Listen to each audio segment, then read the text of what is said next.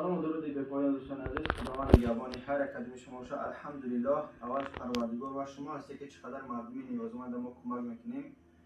رمضان هم به پایان رسیده ایستاده دوستان. رحمت باره همه خدماتتون که چقدر دستگیری میکنید در رمضان ختم بوده. شخصایی که امکانیت کمک کردن تو نداشتیم به خاطر الله ببخشیم که یعنی که من خودم یک قسم الحمدلله شما چقدر هزارهای به حد امکان الله شاهده که نه همه بیمارا نه همه کمبغلا یگانش خیش تواری من نیستن.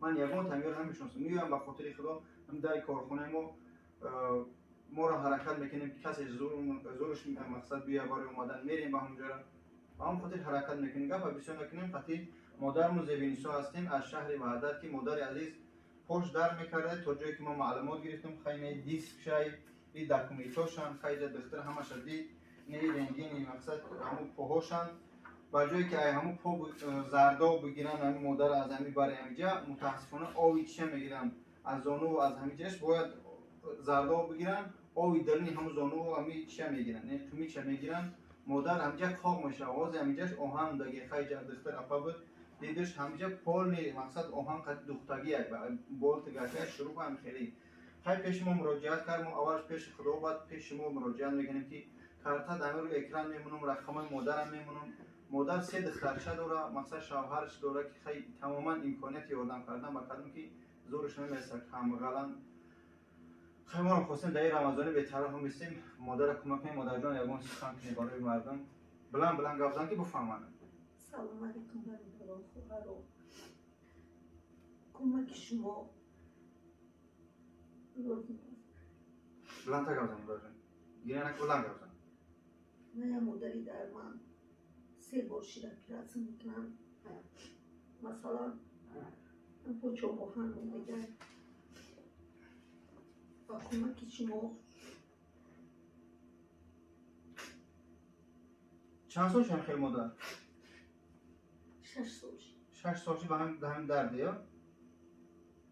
در اینجا اومده از برای دختن چند سال گفتن شما را؟ 600,000 گفتن ها؟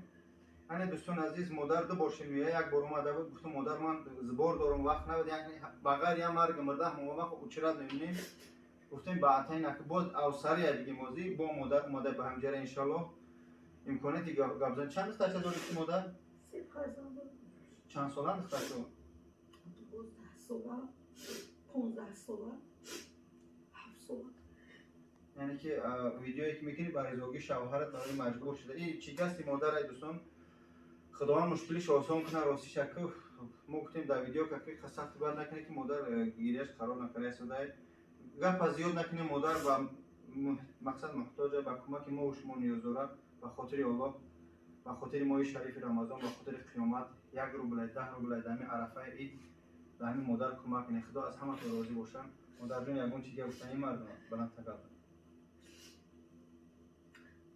برادران التماس خواهش میکنم کمک شما لازم است.